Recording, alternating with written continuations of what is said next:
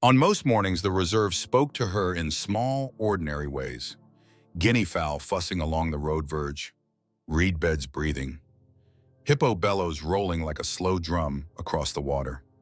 She loved those hours before radio checks and paperwork, when she could run the perimeter track with nothing but the smell of dust and dew and wild grass for company.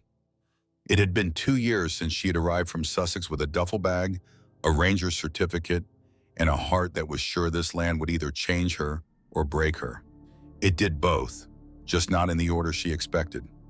That morning, a wind slid out of the east and folded the tall seed heads into a silver tide. Emily slowed by the lake because the light was doing that thing again, striking the water at an angle that made it look like hammered metal, beautiful and hard. She pulled one ear cup off to catch a sound she thought she'd imagined, a thin, reedy squeal that didn't belong to birds or frogs. She took off the other ear cup, breath clouding in the cool, and listened.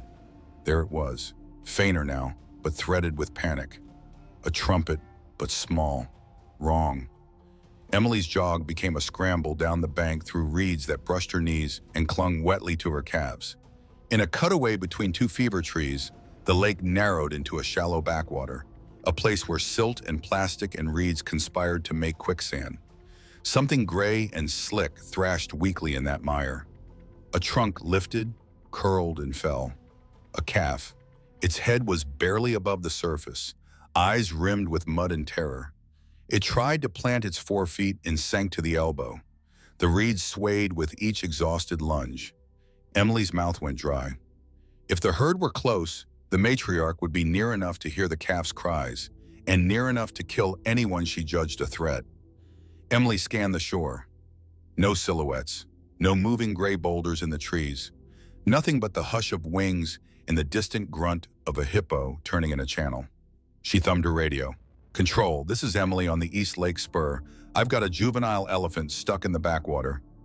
No visual on the herd. I'm going to keep eyes on and not approach until backup is on scene. Please advise." Static, then a voice that had steadied her more times than she could count. "Copy, Emily. Sifo and I are rolling with the rescue kit. Kelvin's right behind us from the clinic. 10 minutes. Hold position. Don't let it slip deeper." "Understood," she said, already slipping off her running pack and tying her hair back. The calf's trunk lifted again, trembling. Emily edged along the mud shelf until she was opposite the calf's head and dropped to her knees. "Hey, little one," she said softly, palms out. "We've got you." She reached with a long reed to nudge a floating tangle of grass toward the calf's face, a mat it could hook with the tip of its trunk to keep the nostrils clear. It grabbed, missed, grabbed again, and found purchase. The thin note of terror dropped half a step. Emily glanced up the shoreline at the empty trees, then back down into eyes that were too wise to be so scared. "Hold on," she whispered. "Hold on for me." The pickup's diesel grumble slid into the reeds moments later. Sifo hopped out before the wheels stopped turning, coiling a bright rescue rope as he jogged, while Dr. Kelvin hauled a canvas sling, a hand winch, and 2 broad padded belly straps out of the bed. They took in the scene in a second and moved like a team that had trained for exactly this, but hoped never to need it. "No herd," Kelvin said low. "Nothing," Emily said. "Then fast is kind and quiet is life," Sifo replied, dropping to his belly and creeping forward with a strap like a python in his hands. "Em, talk to the baby. Keep it busy." Emily slid forward until mud soaked her shins and elbows. She kept her voice low and even, the same tone she used for skittish foals and terrified dogs. "It's just us, hey? Just us. We're going to put something under your chest, and it will feel strange, but then you'll feel the ground." The calf was small, maybe a year old, maybe a little more. The wiry hair on its head still evident under the mud, the cheek hollowed by dehydration. It huffed and shuddered when Kelvin's gloved hands found the axilla behind the foreleg and slipped the first strap through. "Good," Kelvin said. "Second strap, Sifo." "On it." They worked the wide webbing beneath the barrel, careful not to pinch the ribs. Mud sucked and released with sounds like a child pulling at rubber boots. Emily kept up the flow of words. She wasn't sure if elephants understood human voices as language, but she'd seen them respond to intention. She had learned, not from textbooks, but from silence beside them. That elephants were listening even when they looked like they were only moving through grass. "Winch ready," Sifo said, planting the anchor spike beyond the reed line and levering with his whole body until the ground held. "On my count," Kelvin said, voice like a metronome. "3, 2, lift." The canvas bit into the mud and refused. The calf bellowed, low and hoarse, and flung its head. Mud spattered their faces and shirts. They lifted again. The sling inched. The calf's forequarters rose a hand's breadth and slipped. The sling sawed, Kelvin adjusted, and Sifo hauled until the veins stood in his forearms like cables. "Again," Kelvin said. "Again." They didn't lift a baby elephant. They moved the earth around it, took the lake's stubborn mouth and forced it to let go. Inch by inch, forelegs cleared the suction. The calf's trunk swept wildly, searching for anything that was not water. Emily took it. She had never held anything so human in her life, so articulate. It was like taking a hand from someone whose fingers had forgotten they could grasp. She folded the trunk over her wrist and squeezed lightly. The calf squeezed back.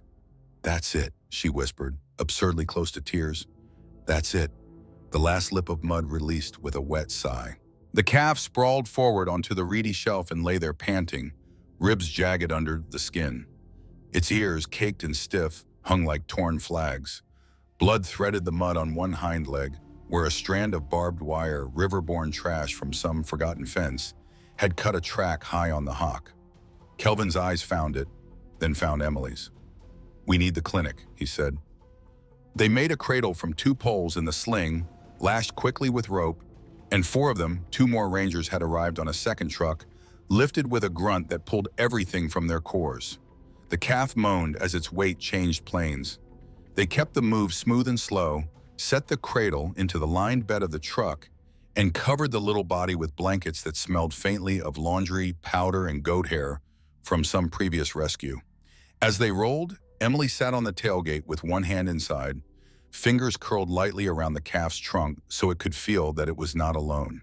The trunk lay across her thighs like a long, warm rope. Sometimes it squeezed, sometimes it just rested. In the clinic, Kelvin's calm turned surgical. He ran hands, eyes, and instruments over the calf with a tenderness that made Emily ache.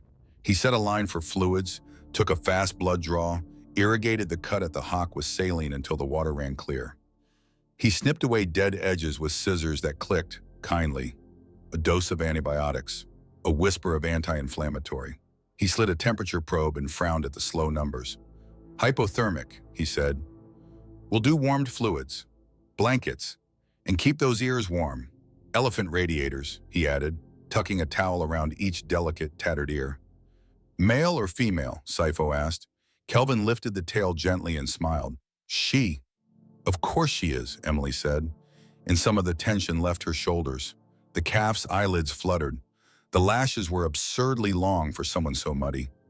"You with us, little sister?" Emily asked. The calf huffed, a small sound like a sigh forced through a straw. It was enough. They kept watch for hours. The clinic had a hush at times like this, a different quiet from the bush. Machines clicked and hummed. The radio murmured on the low shelf. Someone always moved, but it was careful movement and never wasted. Outside, the heat took the day in its fist and squeezed.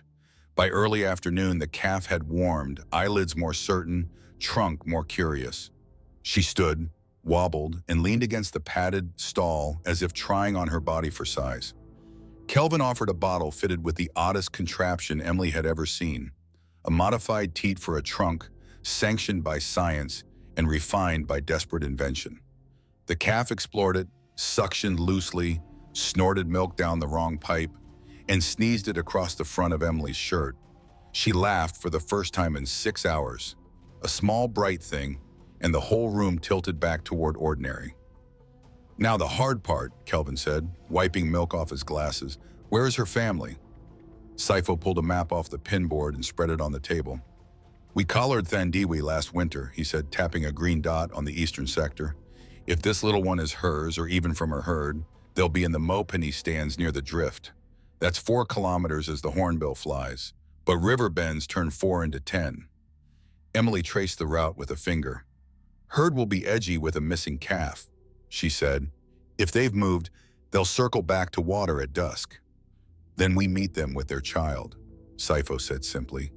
They loaded carefully, cradle, blankets, extra fluids, rusks for humans, the clinic's battered field kettle, and a radio battery as big as a brick.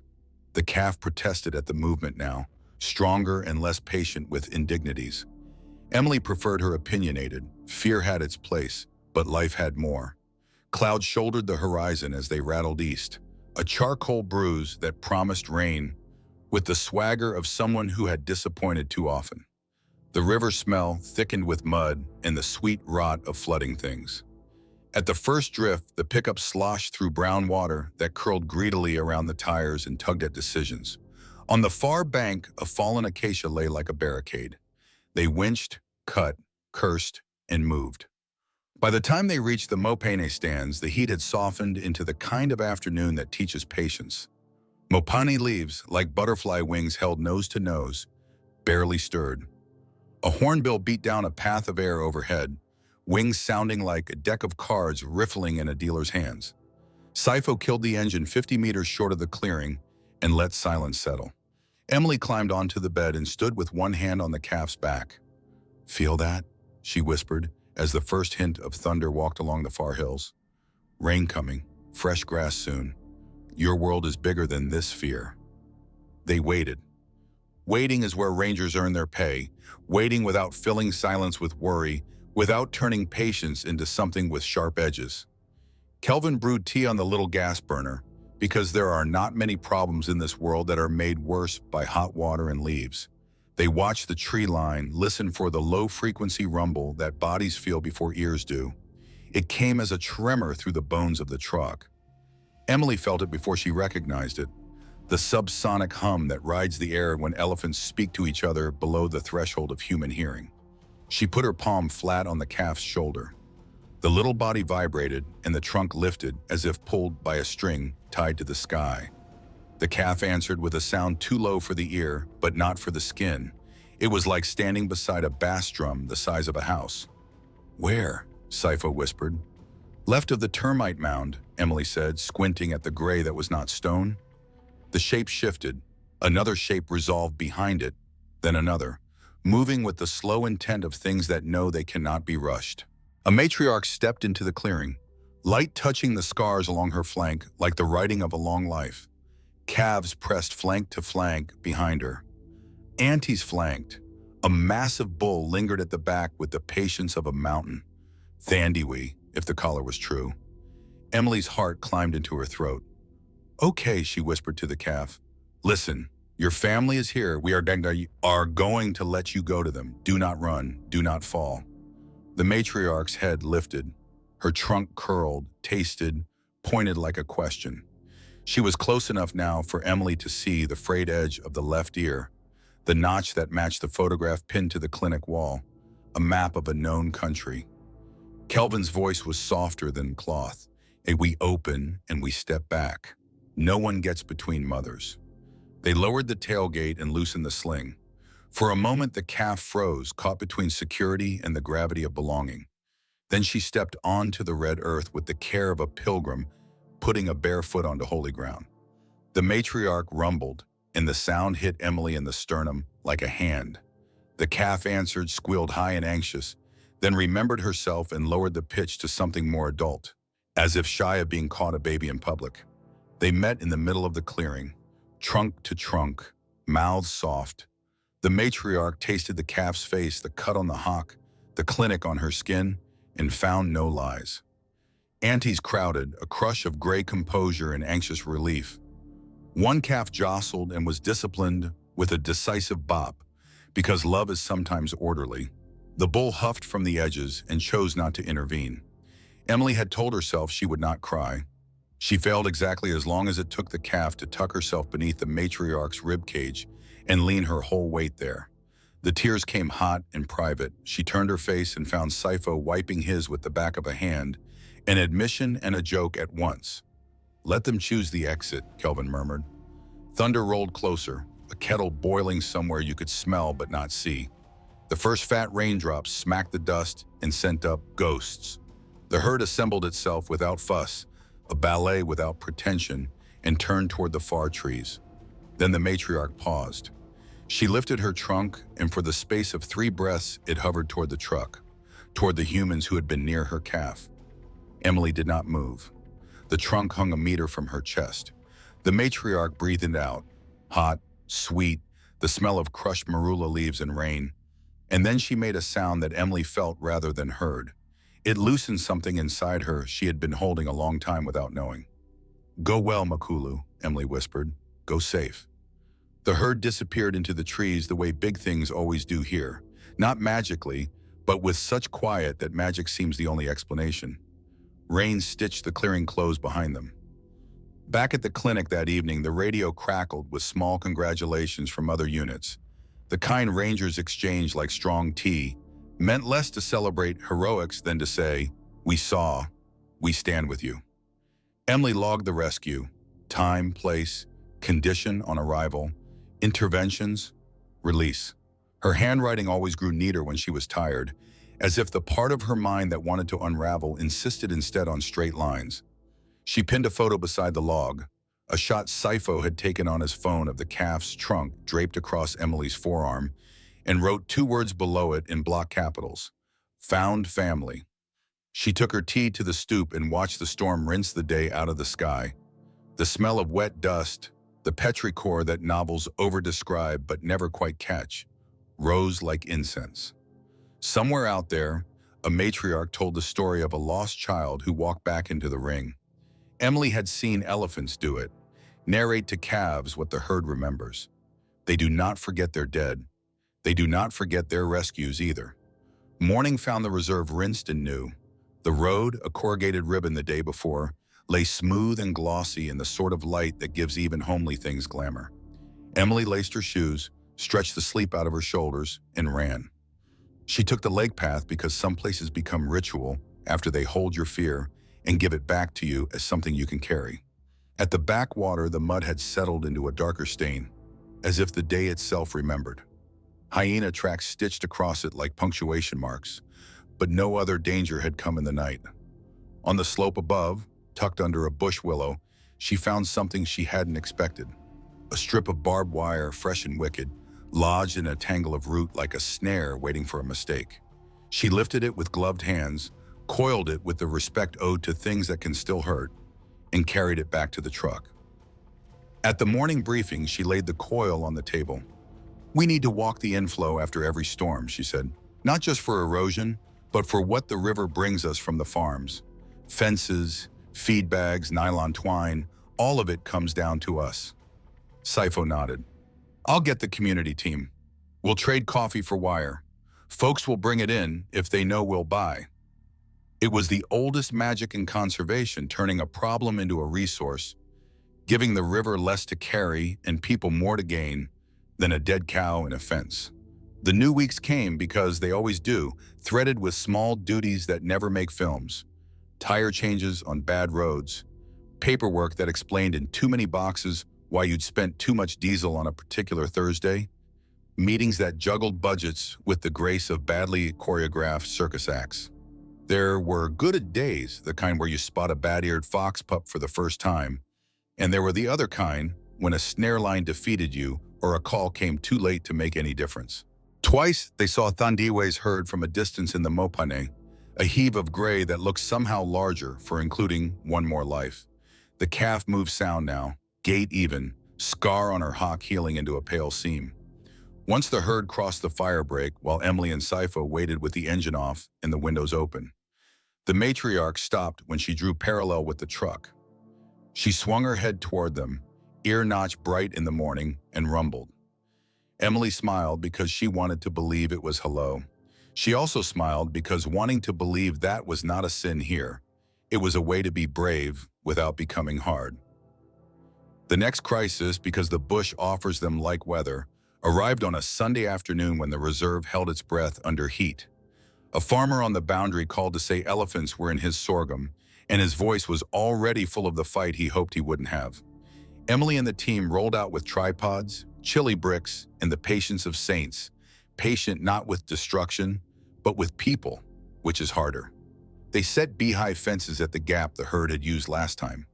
They walked with the man through his fields and showed him where the land offered easier paths if someone would only cut a channel in the thorn. He looked at them like folks look at you when you ask them to move a wall that their grandfather built. Then he looked at the elephants through his binoculars, with the same eyes, but not the same heart, and he sighed. "I don't want to be the one that shoots a matriarch," he said. "It stays with you." "We don't want you to be that one either," Emily said, and meant it. "Let's give them a corridor and give you a fence the corridor hops past." It took 3 days, 6 meetings, and a generosity of cable ties you could have used to build a small plane. But the corridor opened and the beehive fence sang.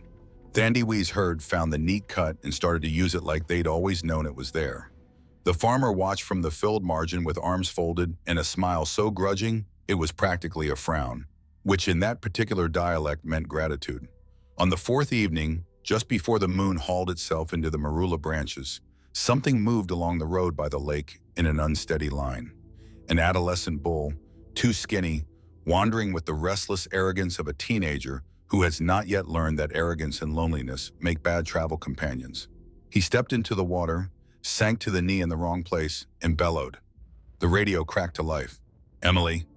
"On my way," she said, already turning the key, already calling Kelvin, already thinking in straps and patience, in angles and anchors, in words you say when a wild thing thinks it may be dying and you have to persuade it to live. This is the work, she thought as the truck bumped through puddles that threw the moon at her wipers. Not the photo with the certificate, not the moment the matriarch breathes on your face like a blessing, though you hold that close on nights when the wind will not let you sleep.